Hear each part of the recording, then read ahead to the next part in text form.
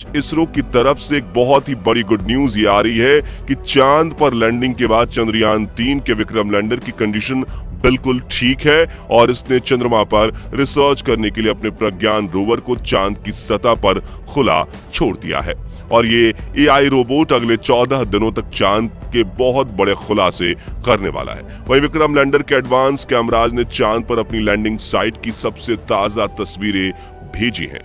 इन latest photos में आप सूरज की रोशनी को रिफ्लेक्ट करके चमक रही चांद की खूबसूरत सतह को साफ साफ देख सकते हैं। साथ ही ये भी देख सकते हैं कि चांद की सतह कितनी ज्यादा ऊबड़ खाबड़ है, जिसका ये हाल लंबे समय तक उल्कापिंडों की बारिश की वजह से हुआ है। वहीं लैंडिंग से ठीक पहले विक्रम लैंडर पर लगे लैंडर पोजीशन डिटेक्शन कैमराज ने चांद की कई कमाल की फोटोज खींची थी और इसरो द्वारा शेयर की गई इन तस्वीरों में आपको कुछ नाम लिख के दिखाई दे रहे होंगे, जो कि चंद्रमा पर मौजूद बड़े बड़े इम्पैक्ट क्रेटर्स हैं, जो यहाँ से तो हमें केवल गड्ढों की तरह दिखाई दे रहे हैं। लेकिन चौंकाने वाली बात यह है कि इन्हीं रहस्यमय गड्ढों के नीचे 1-2 किलोग्राम नहीं बल्कि पूरे 10 करोड़ टन पानी मौजूद हो सकता है और कई बेशकीमती खनिजों का भंडार हो सकता है, जिसका रिसर्च करने के लिए विक्रम ने अपने प्रज्ञान रोवर को रवाना कर दिया है। तो चंद्रयान-3 के रिसर्च मिशन के ऑब्जेक्टिव्स क्या हैं और ये अपने रिसर्च के दौरान चांद के किन किन रहस्यों से पर्दा उठाने वाला है, जिससे नासा और रूस को भी जलन होने लगी है, आइए जानते हैं। दोस्तों, विक्रम लैंडर पर कोई टायर नहीं लगे हैं, यानी कि लैंडिंग के बाद अब वो अपनी जगह पर खड़ा होकर चंद्रमा पर रिसर्च करेगा, जिससे ये चांद के पतले वातावरण के अंदर मौजूद प्लाज्मा पार्टिकल्स पर स्टडी करेगा।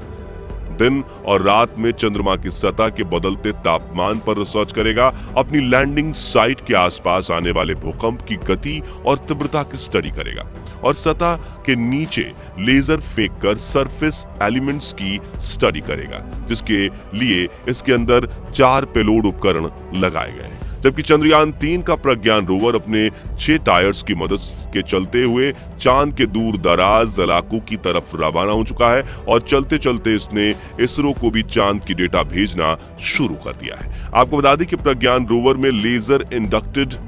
ब्रेकडाउन स्पेक्ट्रोमीटर और अल्फा पार्टिकल एक्सरे स्पेक्ट्रोमीटर जैसे 2 पेलोड उपकरण लगाए गए हैं, जो कि लेजर की मदद से चांद की सतह के अंदर तक झांकेंगे और सतह के नीचे मौजूद पानी का पता लगाएंगे। साथ ही ये चांद की मिट्टी और चट्टान में मौजूद मैग्नीशियम, एल्युमिनियम, क्रोमियम और सिलिकॉन जैसे कीमती खनिजों को भी खोज निकालेंगे और इस रहस्यों से पर्दा उठाएंगे कि आखिर चांद के अंदर क्या छुपा हुआ है। यानी अगर अपने इस मिशन में विक्रम लैंडर और प्रज्ञान रोवर ने चांद पर किसी कीमती खनिज या पानी का भंडार खोज लिया, तो ये इतना बड़ा कीर्तिमान होगा कि भविष्य में जब भी चांद का नाम लिया जाएगा तो इसके साथ ही इसरो और भारत का नाम भी जोड़ा जाएगा। आपको बता दें कि ये रिसर्च मिशन चांद के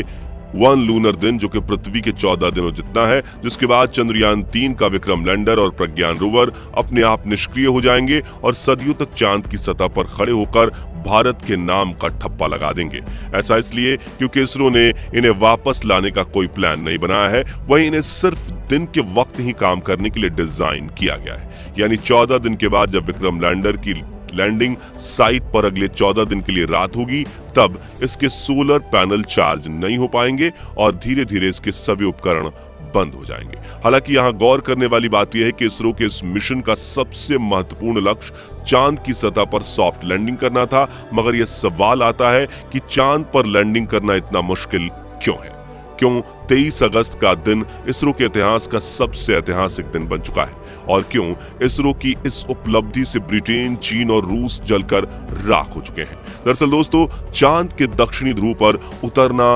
आसमान से तारे तोड़ने के समान है, क्योंकि चंद्रमा के दक्षिणी ध्रुव पर सूरज की रोशनी उतनी नहीं पहुंच पाती जितनी चांद के दूसरे हिस्सों पर पहुंचती है। इसी वजह से चांद के दक्षिणी ध्रुव पर चारों तरफ घनघोर अंधेरा रहता है। वहीं पृथ्वी से चंद्रमा के इस क्षेत्र की दूरी ज्यादा होने की वजह से लैंडिंग के दौरान कमांड सेंटर का लैंडर से संपर्क टूटने का भय बना रहता है। साथ ही चांद पर ऐसा कोई मजबूत वायुमंडल भी नहीं है जो लैंडिंग के दौरान घर्षण पैदा करके लैंडर की रफ्तार को कम कर सके। इसी वजह से चंद्रमा के इस हिस्से में लैंडिंग करना काफी चुनौतीपूर्ण रहता है। ऐसे में किसी भी स्पेसक्राफ्ट को चांद पर लैंड करवाने का एक ही तरीका मुमकिन है, जिसे चंद्रयान 3 के विक्रम लैंडर ने ही अपनाया था। इस तरीके में लैंडर को चांद की सबसे छोटी ऑर्बिट में अपनी न्यूनतम ऊंचाई वाले बिंदु तक ले जाया जाता है, जो कि 20 से 30 किलोमीटर एल्टीट्यूड के बीच होता है,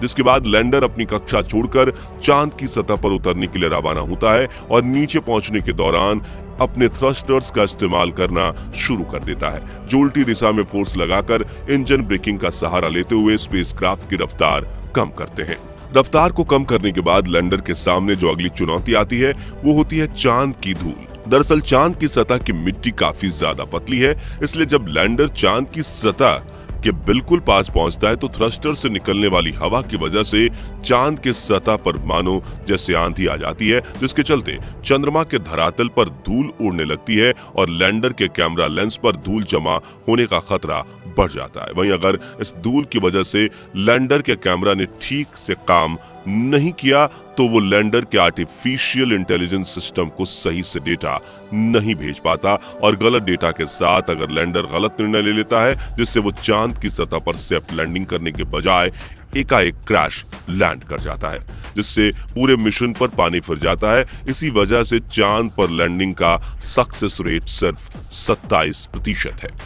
यानी कि चांद पर भेजे गए 100 मून मिशंस में से सिर्फ 27 मून मिशन ही सफल लैंडिंग कर पाते हैं। इसी बात से आप ये अंदाजा लगा सकते हैं कि आखिर चंद्रमा पर लैंडिंग करना कितना